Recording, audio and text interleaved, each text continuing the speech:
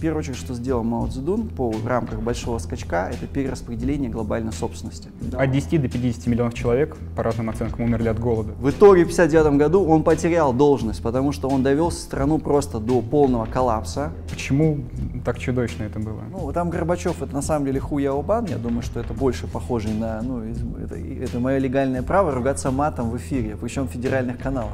У Дэна даже был личный мотив, потому что Хунвейбина у него сына из окна выкинули, и тот калекой остался. Что произошло в 2020 году? В 2020 году Си Цзиньпин вернул Гонконг. Такой маленький Крым. Сегодня мы поговорим с Николаем Вавиловым, китаистом, экспертом по китайской политике, автором книги «Некоронованные короли Красного Китая», в которой он рассказывает о политическом устройстве современного Китая. Мне было очень интересно, если вам тоже будет интересно понять, как там все устроено, обязательно почитайте. Здравствуйте, Николай. Здравствуйте, Дмитрий. Вы пишете сейчас новую книгу. Книга закончена, наконец-то, спустя 3 года. Ковидный год, кому война, кому мать родна, помог дописать большую очень книгу. Она в 4 раза больше, там 660 страниц. То есть это, по сути дела, такая фундаментальная работа, которая описывает вообще новый взгляд абсолютно на китайские элиты, китайскую экономику, систему государственной собственности, подробно с точки зрения, Китай — это огромная составная страна из абсолютно разных между собой, по сути дела, китайских этносов, которые мы называем в работе субэтносами. Это мало кто знает, и все эти субэтносы, они инкорпорируют свои людей, элитные группировки в центральный аппарат правительства и отстаивают и лоббируют свои интересы.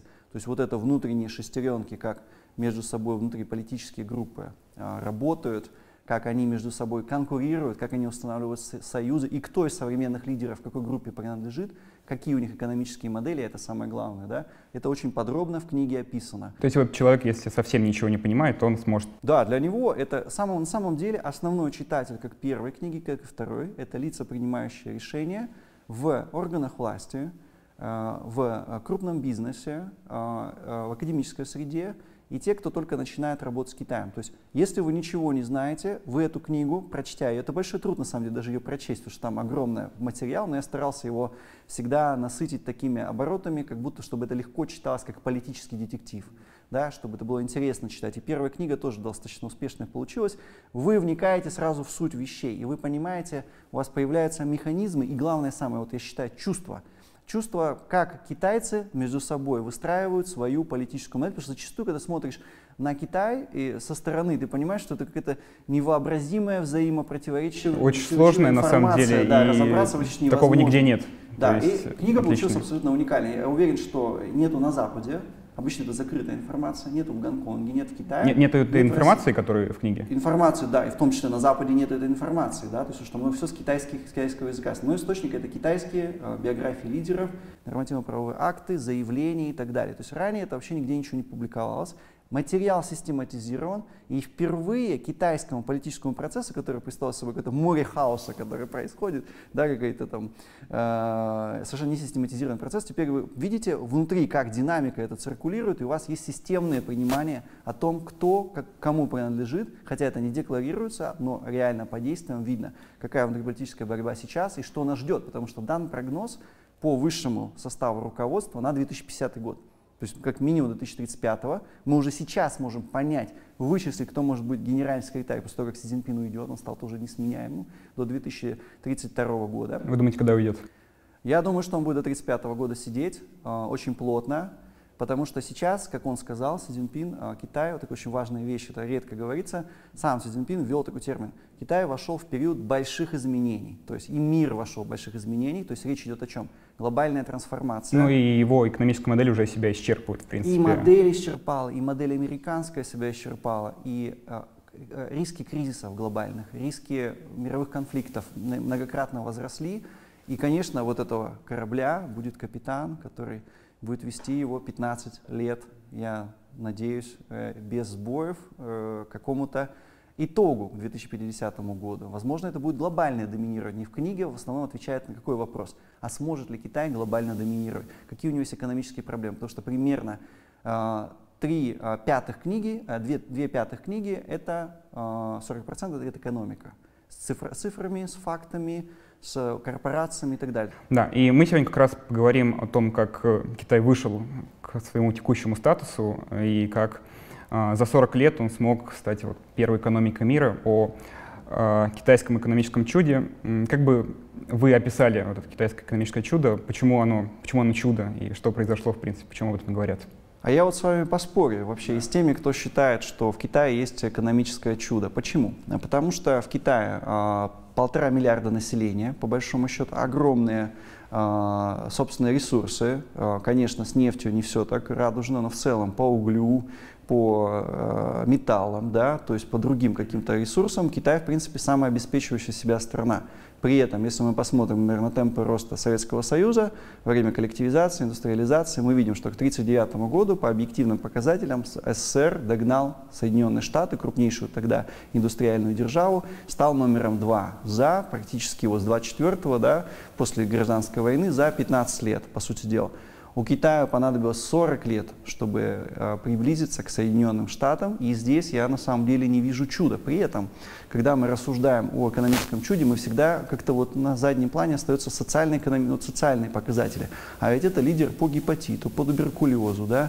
Огромный индекс Джини, да? То есть расслоение общества, да? То есть огромные социальные проблемы. Оно уменьшилось со времени реформ. Ну, конечно, оно уменьшается. Это, кстати, одна из целевых задач Компартии. В уставе Компартии прямо вот так и написано, что целью Компартии является не классовая борьба основной проблемой, а сокращение неравенства населения. То есть чувствуете, насколько это марксистская все-таки до конца идеология или нет, это вот мы оставим для наших зрителей, пусть они сами делают выводы.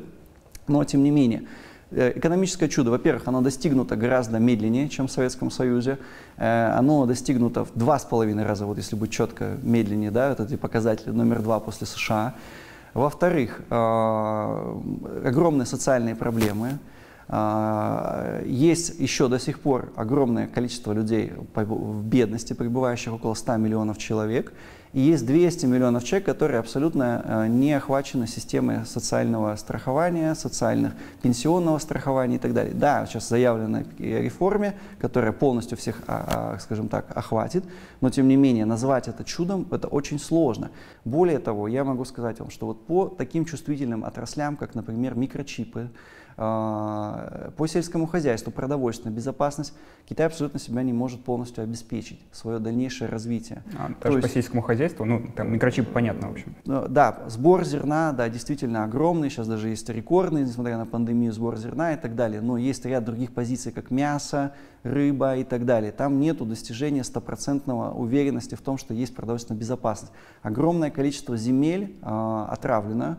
В Китае всего несколько процентов не зараженных какими-то тяжелыми металлами, чего-то еще земель. Собственное производство сельскохозяйственной продукции и продовольствия в тяжелом состоянии находится, поэтому импорт растет колоссальными темпами, да, то есть он практически удваивается каждые несколько лет. Значит, и по микрочипам заявление властей, да, Министерства промышленности и информатизации заявил, что это замминистра буквально 2 года назад, что по микрочипам Китай едва ли себя на 5% обеспечивает. При этом даже если эти микрочипы, которые есть собственного производства, Longson, да, сын дракона, как они этого переводят, да, там софт, который производится при производстве чипов, он американский. То есть науки в Китае, собственной технологии, технологическая школа за 40 лет не появилась. О чем можно говорить, о каком глобальном доминировании, если у вас нет собственной научно-технологической школы? Вот есть такое мнение, что как так? Но есть же, значит, 12 нобелевских лауреатов, вот сейчас появился недавно новый нобелевский лауреат, который этнический китаец. Но в книге это очень достаточно подробно проанализировано, вообще научная школа китайская. Все эти лауреаты, они либо лауреаты по литературе, премии мира, значит, и половина из них, которые реально с физикой или химией связаны, это все западные университеты, совместная работа с английскими или американскими физиками и химиками. А как же вот, я хотел про Дэна и про его известную тягу к развитию науки, к научным обменам, да, и как же за 40 лет он ничего не построил? Ну, не он, а... Да, та система, вы действительно правильно сказали, подметили любовь Дэн Сяопина к научным разным продвижению науки и так далее. В Пекине есть музей огромный, правда, у меня какое-то тягостное впечатление, когда я его посещал, оставил, который там надпись, цитата Дэн Сяопина везде, что вот он его сам открывал, там в основном какие-то японские, значит, образцы, которые сотрудничество с Японией, то есть Дэн Сяопин очень сильно обращал внимание на научно-техническое... Даже в Оксфорд, по-моему, ездили эти китайские студенты. Да, то есть, ну нет, программа отправки китайских студентов существует, но проблема в том, что зачастую те, кто создает какие-то образцы промышленные, технологические или открытия, это все вместе с американскими какими-то исследователями местными все это происходит. И Дэн Сяопин действительно продвигал эту науку. Одна из 4 модернизаций, этот курс, который он заявил, 4 модернизации, одна из них это наука и техника. Но мы видим вот итог, что Китай не может самостоятельно создавать, ну, как говорят сами китайцы, мы от 1 до 9 научились создавать, а с 0 до 11 мы не умеем. То есть этому есть целый ряд объяснений. Они все такие достаточно, скажем так, ну, имеют характер теоретических объяснений, они не доказаны. Но одно из них то, что у китайцев серьезно из-за языка понижена способность к абстрактному мышлению. Она не отсутствует, но она понижена из-за конкретики языка, из-за иероглифического письма, и что там слоговое письмо, да, что там максимально конкретный язык. Да, это первое. Второе, из-за того, что к абстрактному мышлению понижена... Китай выигрывает на всех математических олимпиадах, по-моему, последние.